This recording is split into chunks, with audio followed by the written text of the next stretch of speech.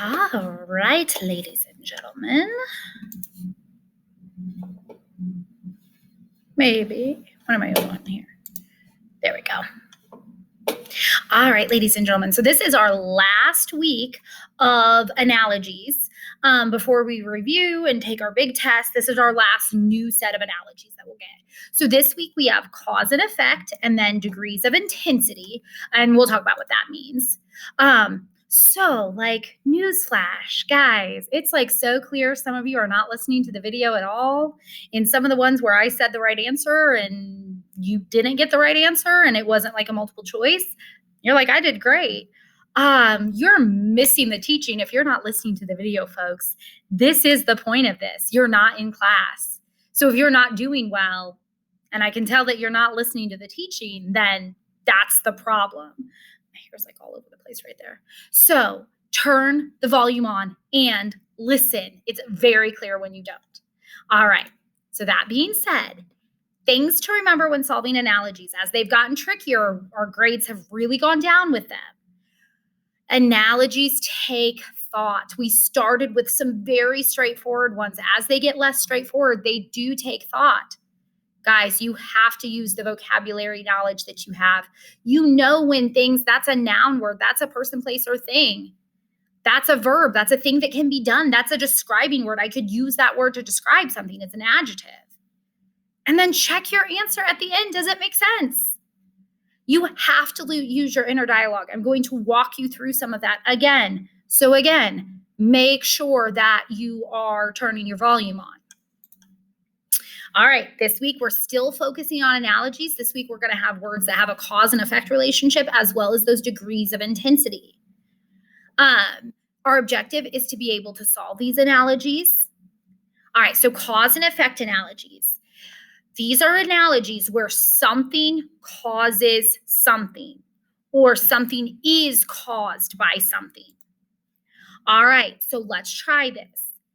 If I'm thinking careless is to accident as something is to safety. So if I'm thinking, all right, so careless, if I'm being careless, careless is a describing word. I'm using my inner dialogue.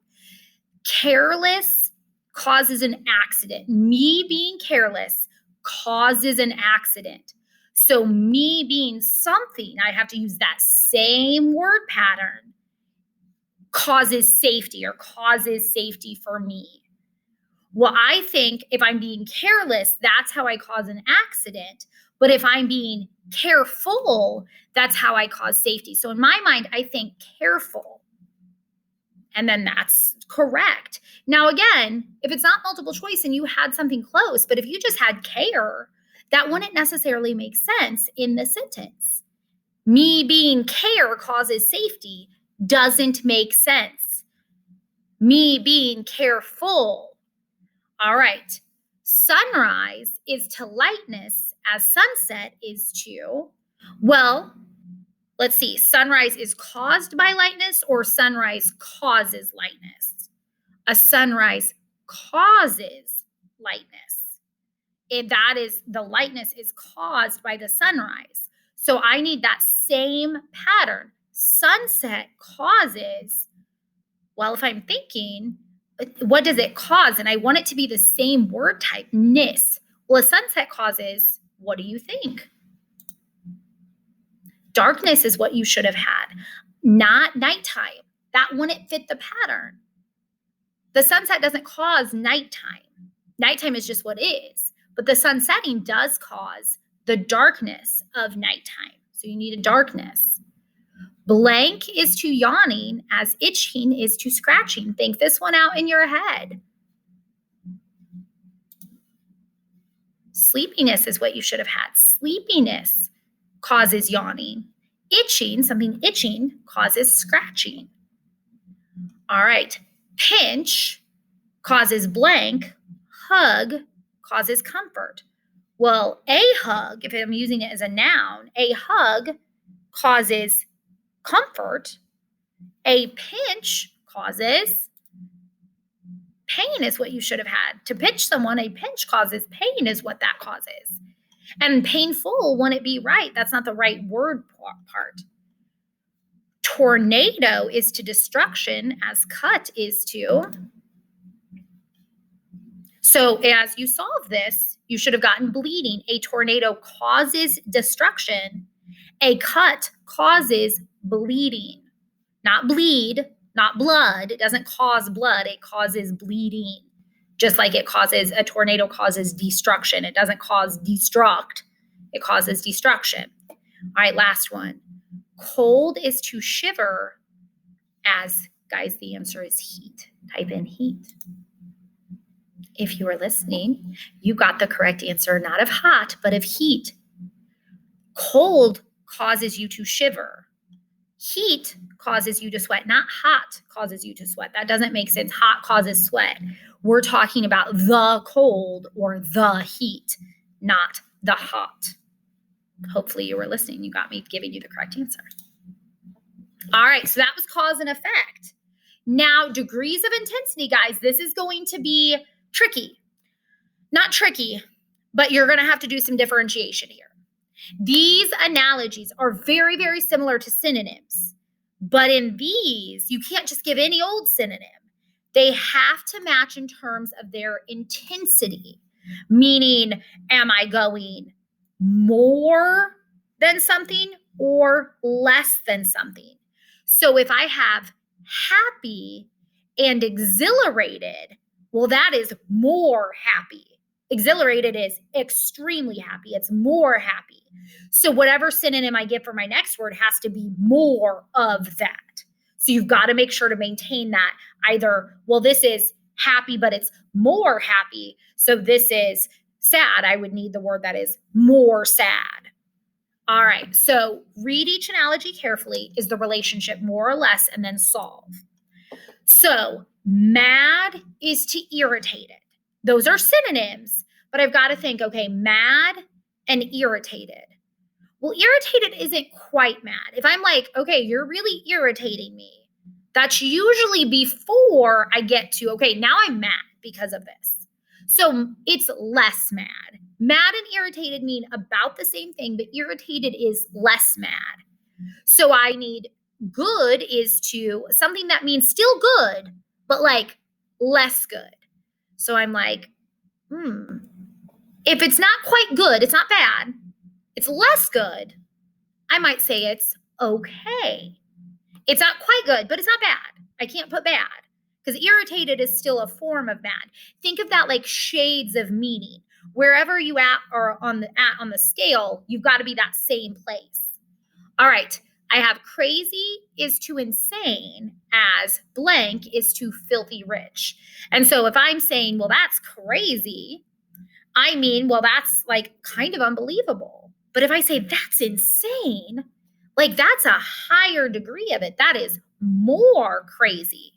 So I need a word as blank is to filthy rich. So filthy rich, if I'm describing someone as that, I mean that you are more of whatever word goes here, more wealthy. Wealthy, I'm describing people that have some money. But if they're filthy rich, they are more wealthy. So you're looking, okay, they mean the same thing, but are they more or less? If you can determine more or less, then you need to stay in that same frame. So I've got sad is to gloomy as blank is to unpleasant. So think to yourself, okay, sad and gloomy. Sad and gloomy mean about the same thing. But if you say I'm gloomy, is that more sad, more than sad, or is it a little less than sad? Like, oh, you're in the sad realm, but you're a little less than it. You have to decide which one. And then you have blank is to unpleasant. So whatever you think gloomy, if it's more than sad, you need unpleasant is more than one of its synonyms. Or if you think gloomy is a little less than sad in the sad realm, then you need unpleasant is a little less than, what do you think? Bad is what you should have. So gloomy is a little less than sad. Unpleasant is a little less than bad. If I said, oh, this tastes unpleasant, or this tastes bad, they're in the same realm, but unpleasant is a little less than bad. You should have had bad. Mad is to blank as happy is to ecstatic. What do you think? You should have furious or something similar, something else that means more than mad, because ecstatic means you are more than happy. You are ecstatic. So you needed a word that fit more than mad. All right. You have sad is to heartbroken as blank is to fantastic. You should have good. Good is to fantastic, because as I look here, heartbroken is more than sad. I'm not just sad, I'm heartbroken. Well, it's not just good, it's fantastic. All right, on this one, blank is to chilly as scared is to started. The answer is cold. Type in cold. Cold is what you should have gotten. And if you were listening, you heard me and hopefully you typed it in. Scared and startled. I work with this one on my daughter all the time. Just because someone walks up and you didn't expect them, you didn't really maybe scare them, you just startled them. So startled is a little less than scared. It just maybe jump for a second and then I'm okay.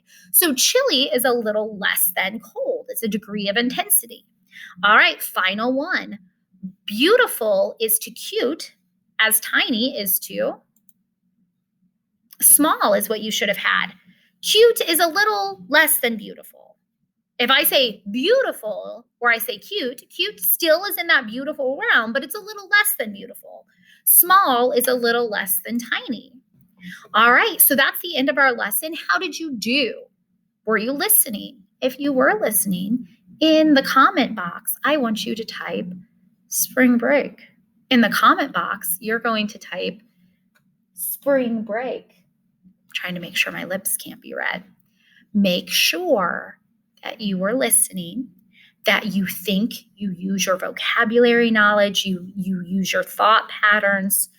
Let us know in the comments if there's anything we can do to help, anything like that, anything you want us to celebrate with you, and we'll see you soon. Bye, guys.